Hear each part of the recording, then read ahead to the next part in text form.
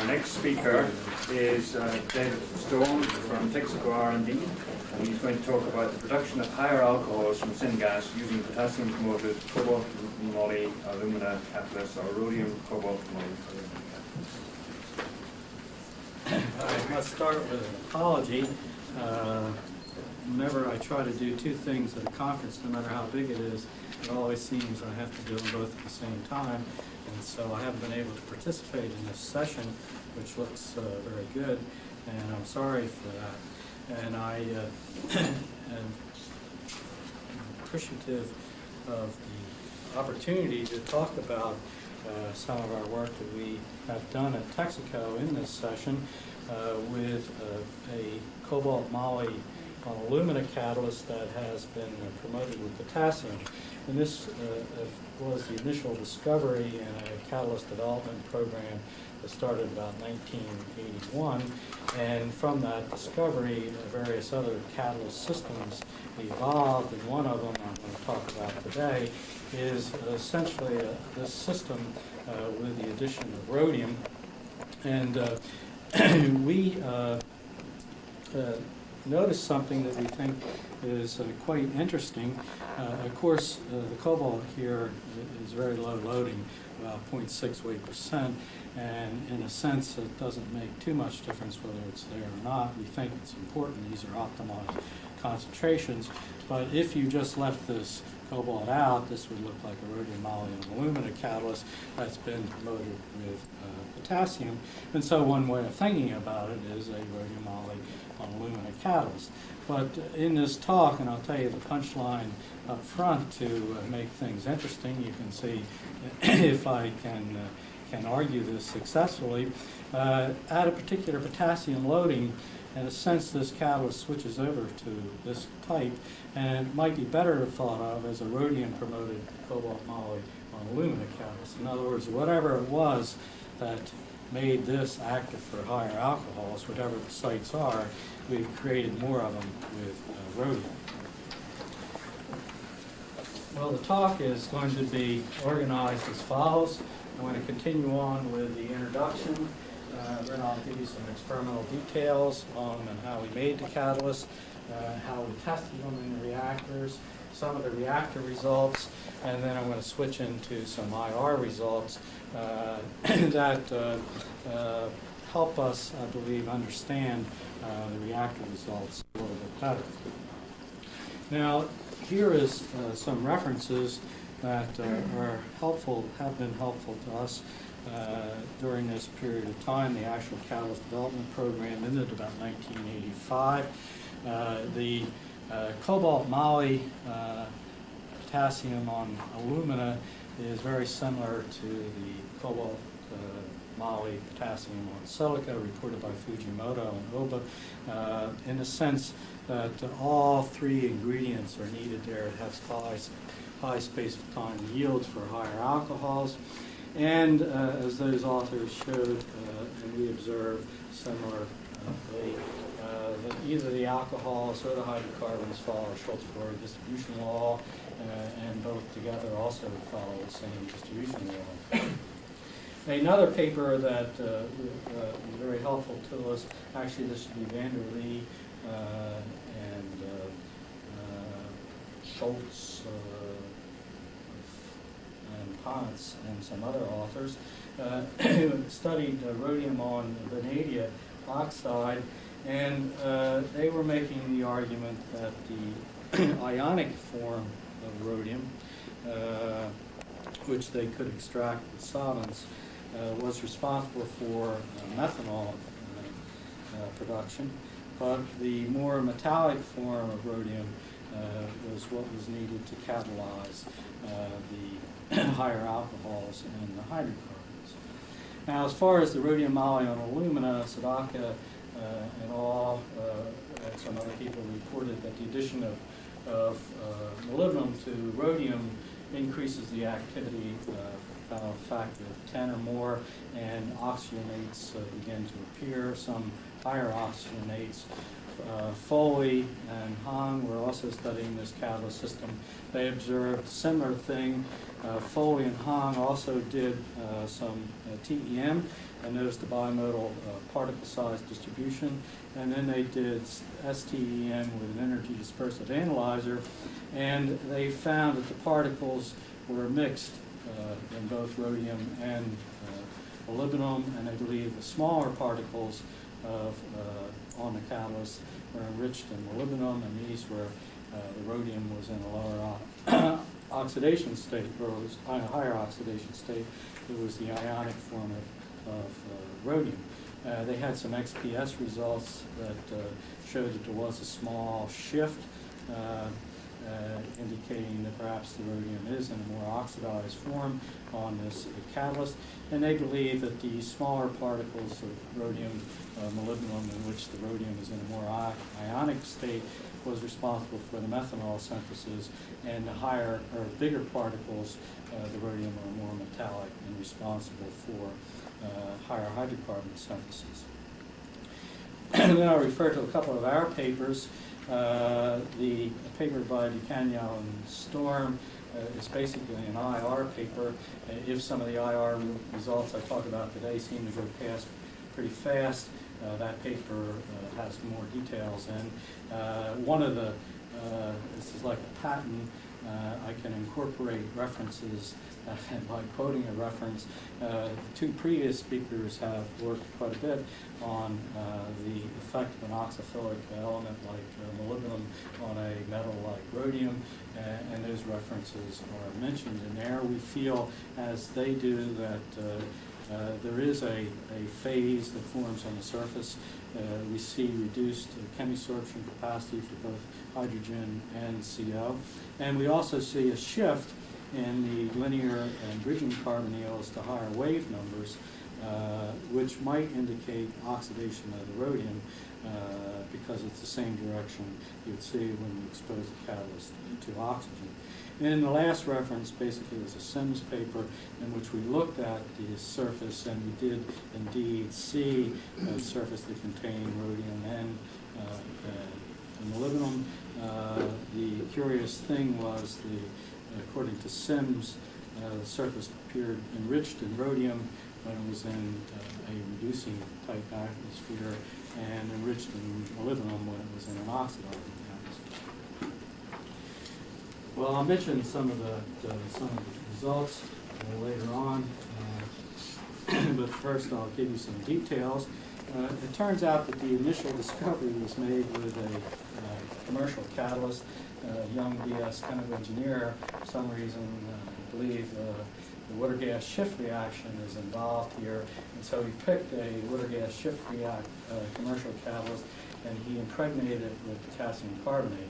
I think he may be onto something, but we never really understood what the role of higher alcohols synthesis in water gas shift is. These catalysts, after they've been impregnated with potassium carbonate, were just simply dried in the air oven for about 100 degrees for about 16 hours, reduced in the reactor for 4 hours at 400 degrees and 1500 psi. We, of course, did learn to make these kinds of catalysts ourselves, and we start with a gamma alumina. I think it was a cyanamide gamma alumina with a 220 square meters per gram BET surface area and 1.1 cc's per gram pore volume. We impregnated with ammonium heptamolybdate, calcined at 500 degrees for about 3 hours in flowing air. Then when it's cool, we impregnate with cobalt, or co-impregnate with cobalt and rhodium nitrates. Essentially dry this catalyst now in the oven for 16 hours, impregnate with potassium carbonate, re-dry it, and then reduce it in the reactors at these high temperatures and pressure. There were two types of reactors used in the cobalt moly alumina system. They were Bernie reactors. We had 20 cc's of catalyst. It's important to note here the temperature is 343 degrees centigrade, pressure is 1500 psi, the H2CO ratio is 2:1, gas hour space velocity is 28,000. We have a very high space velocity because there are secondary reactions occurring. The conversion here is about 10%. When we tested the cobalt, rhodium, moly, potassium catalyst, we used tubular reactors. These were half-inch IV tubes that have been lined with copper, and we mixed 20 cc's of the catalyst with 20 cc's of alpha alumina and charged these tubes. These were tested at 285 degrees, considerably lower temperature. Gas hour space velocity was 10,000, and the conversion was about the same as in this case. Well, now I'd like to show you some of the results, and this is very similar to what Fujimoto and Oba showed. It's very curious that all three elements seem to have to be there at the same time. And in all these cases, the loadings are the same, but you see that there's very little higher alcohols are made. This is space-time yield of productivity, which is grams of alcohols per gram of catalyst per hour. Selectivity is on a CO2-free basis. It's basically the moles of carbon converted into alcohols compared to the sum of alcohols and hydrocarbons. And the percent higher alcohols, the weight percent of higher alcohols, and in a sense this number is like the relative rate of the higher alcohols compared to methanol synthesis. So you see that when we finally have all three elements on the alumina, we have reasonably high space-time yield at this high temperature. The catalyst makes a considerable amount of higher alcohols compared to methanol, and the selectivity is only about 57%, and that's very similar to what Fujimoto and Oba found when the support was silica. The support is important. If we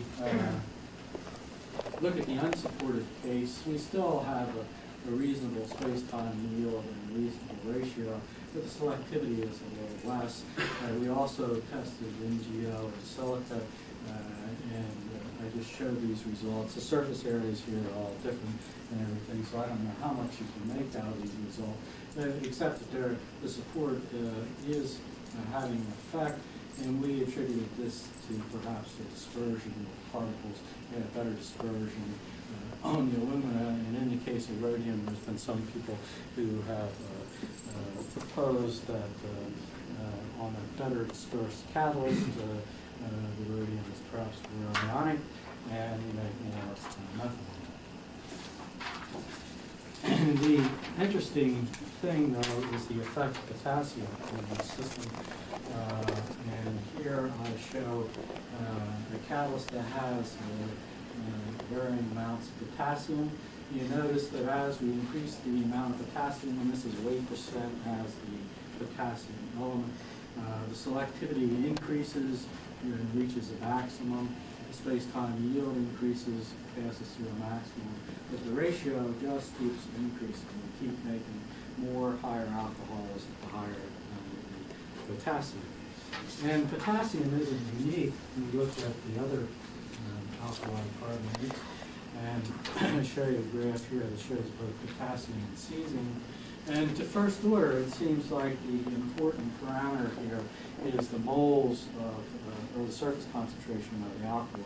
I normalized it per 100 grams of catalyst, and you see that we pass through the maximum at about the same concentration of alkali. There are second order effects that are mentioned in some of the patents that we talked about.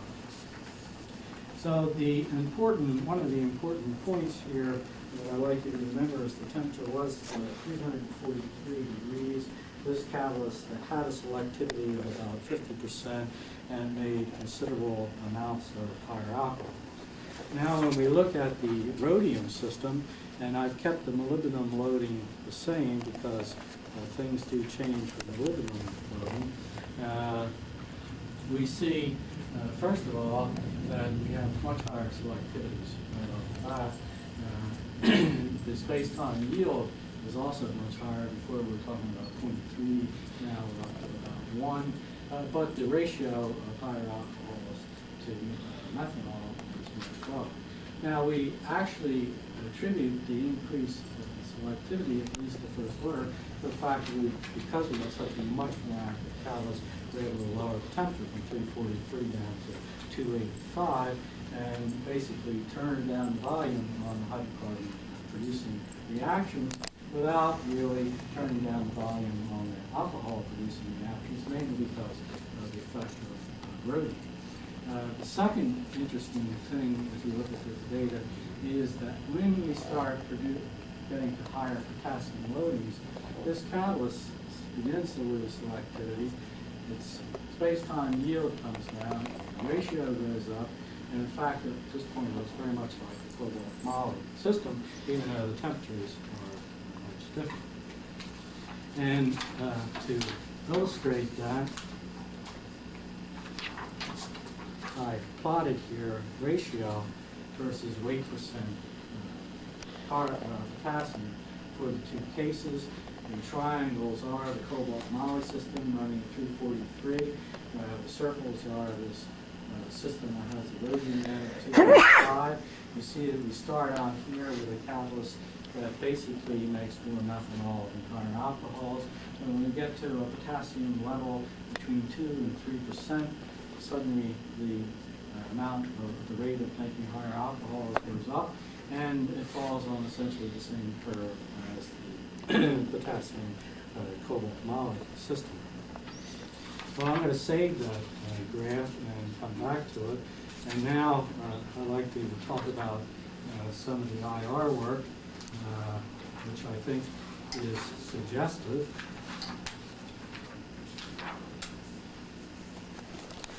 Here's a IR spectra of CO absorbed on the potassium, rhodium, cobalt, moly, and alumina system as a function of potassium.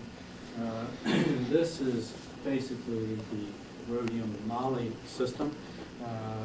It's a perturbed rhodium system. We like to think of it. The rhodium system is understood quite well. There's sort of four main bands.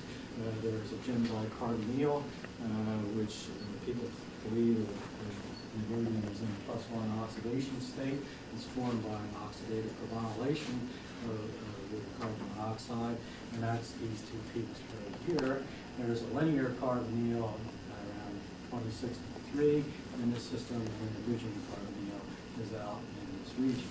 And what, as I said in some of those previous references on our IR work, we see that the molybdenum basically has made this catalyst more ionic, if you will, by shifting the bands of the linear and bridging carbonyls to higher wave numbers, much the way oxygen would. And so we would explain the promotion effect of moly on the rhodium system as simply the rhodium has interacted electronically with the rhodium, made it more ionic, more able to make methanol. So it's basically a methanol type catalyst. Now, as we add the potassium, we begin to quench these bands for the gem bicarbonyl, and we believe that it's possible these bands are indicative of the ionic form of rhodium in this system. The band for the linear carbonyl begins to shift down to lower wave numbers, and it becomes more metallic in a sense.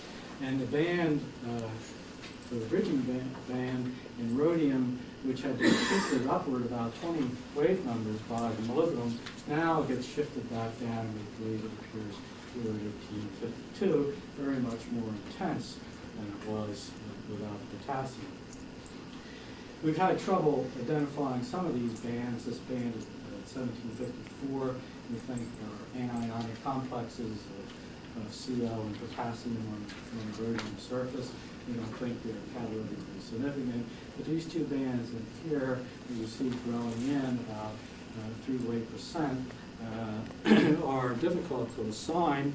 They're not coverage dependent, indicating perhaps they're more isolated sites. And from their position, we tentatively speculated that they were sites of CO that were interacting strongly with potassium. Now, if I won't go back to this slide I said I was going to save, but I lost. You see that right about the time these new bands appear is about the time this catalyst switches over from this region to this region, and so we think these bands are indicative of sites that may be important in the synthesis of higher alcohols. So once we thought that, we then went back to the cobalt moly system and looked for this band in cobalt moly, and we find it. Here it is. It's very weak. It's right in this region. It requires all elements to be there. It varies, its intensity varies systematically with concentration as we change the loading. It's also extremely air sensitive, and so in a sense it's metallic. I should point out those bands are also air sensitive. It also requires fresh catalyst, the duality catalyst, to sit around for a while and absorb things from the air. You probably can't reach this reduction state, but it is reproducible with fresh catalysts that aren't too old. And you remember I said that I believe that the rhodium really now at this weight percent potassium is just creating more of these sites, and we see this here. Here is this band for the cobalt moly system in this region. These other bands are carbonates. We studied the carbonates quite a lot to see if these bands were carbonates, and we don't think they are. And when we add 0.1% of rhodium, you see immediately, here's the gem dicarbonyl starting to go out. These bands begin to split. I don't know whether they're more intense or not, but when we add 1% rhodium here, suddenly we're way up here. And so we think these bands are important in making the higher alcohols. And we think the IR is at least indicative of these sites that make higher alcohols instead of rhodium. I'll just conclude here, restating what I already said. Potassium seems to turn the rhodium moly alumina system into a higher alcohol catalyst similar to the promoted potassium cobalt that you do know there, moly and alumina catalyst. The difference is we're able to operate now much lower temperatures, and so we have much better selectivity to higher alcohols.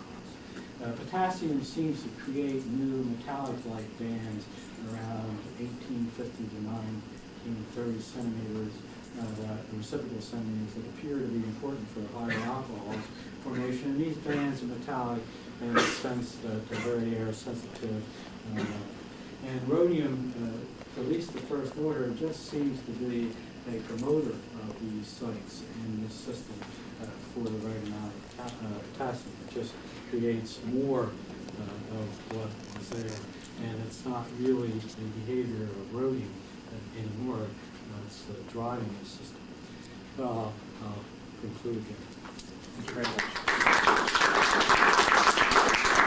About 5 minutes for questions. Do you find any evidence of support interaction?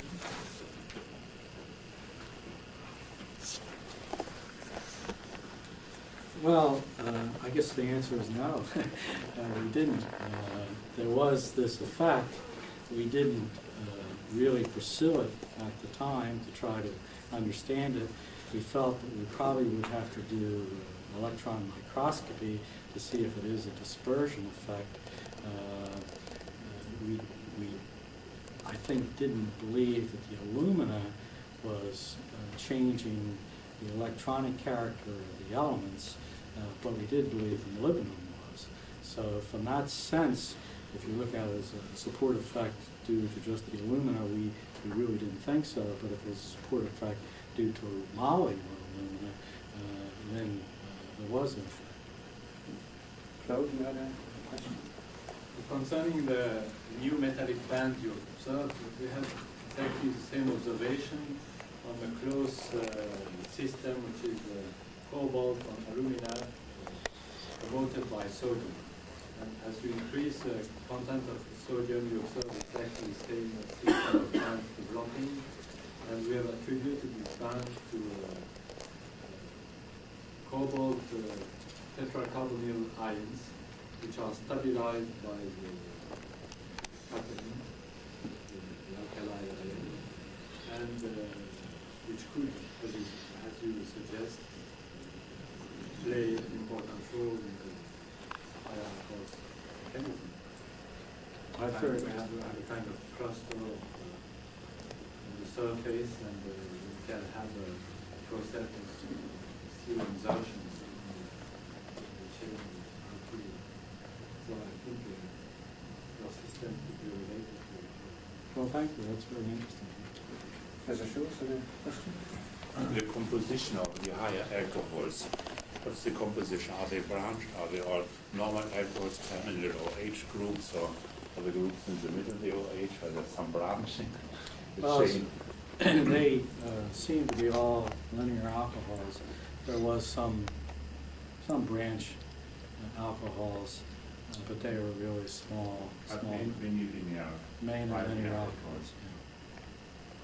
So, Well, I'd like to touch on the promotion role of potassiums for the alcohol formation. How happen for the potassiums? The actings are some basic materials at the same time the reducing material for some cobalt or molybdenum. So how we can understand the role of the potassiums for the improve the alcohol selectivities. In the general, you see the people discussing the potassiums is good for the Fischer-Tropsch system. But I wonder the potassium how the direct interact with to make all the active site production. Well, we don't understand how it does what it does. I mean, it's just simply too complicated for us to try to answer that question. Other than we see these shifts in the IR, and these shifts basically are indicating that the surface is becoming more electron rich. But nevertheless, it's perhaps not as electron rich as you would need to produce hydrocarbons at a high rate at this particular temperature. And so it's like the alcohols may not require as an electron-rich site as the hydrocarbons. But why, I'm afraid, we haven't approached the elegant slide that I saw you show when I came in.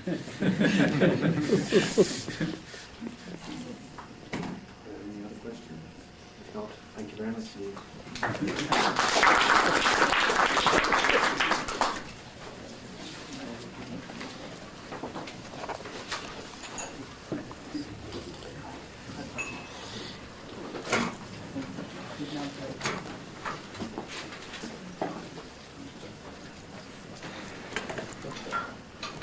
Wonder would anyone else like to take a coffee break while we're changing over to the next speaker? Our next speaker is Dr. Pedersen from the Danish Technological Institute in Tatra. Tustrup, is it? No, it's not. Denmark. Oh, I got it wrong. And I'm sorry, it's Dr. Nielsen from Ningby in Denmark, sorry. And I haven't done my homework here.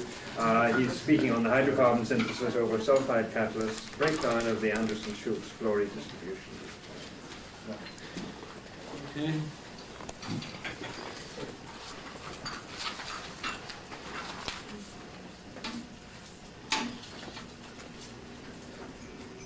Thank you. And well, the subject shown there on the it deals with hydrocarbon synthesis or sulfide catalyst, and it's something we started working on many years ago. And we obtained some very interesting results with respect to carbon distribution, and which was very, very different from what is observed on the usual catalyst for these sort of syntheses. Iron, cobalt, or ruthenium, all catalysts there do apply to an Anderson-Schultz fluoride distribution of the hydrocarbons. We even went so far, and we went into pilot scale with it at side stream units at gasification sites, different places in the world, including China, and showed that the catalyst we have developed worked in raw coal gases, which was sort of remarkable because I don't think many of the catalysts we have dealt with today would survive many minutes in a raw coal gas. The authors, I should say that Carsten Petersen was working with us at the time when this work was being done. He is now at a different place.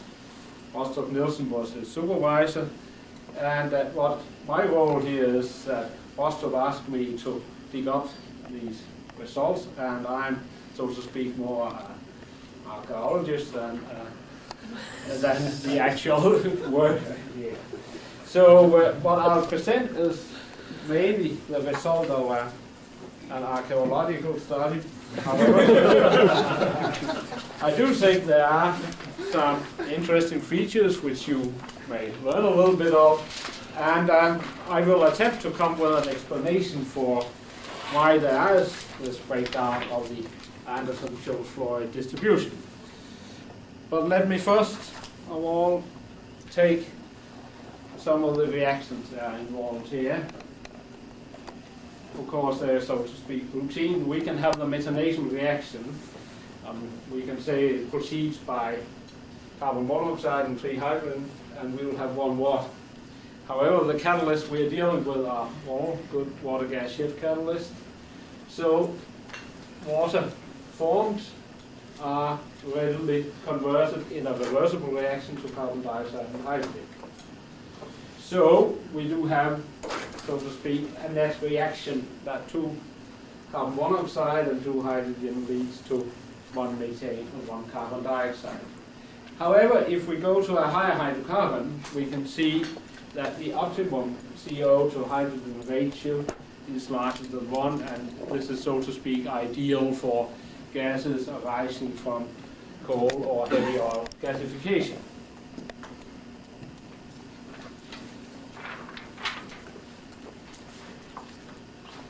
The setup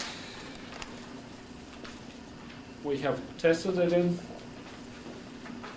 shown here is a very standard laboratory unit that we have the gases on bottles and analyze the product using a gas chromatograph. I have to notice one thing here, and that is that the chromatograph at that time were used in a hydrocarbon detection mode. So we didn't look for alcohols. And this is, so to speak, important that they may miss from our mass balance, in particular lower temperatures. I think the earlier speakers has been not shown so many results. So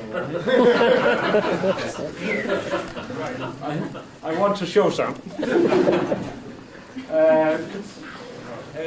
A lot of metals were screened, and the conditions, the test conditions here are all 300 centigrades and 30 bars.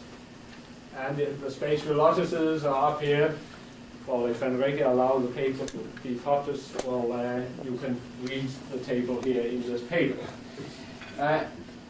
But we have weighed the space velocities, we have the total conversion of CO in this column, and this measure here is an expression for the activity.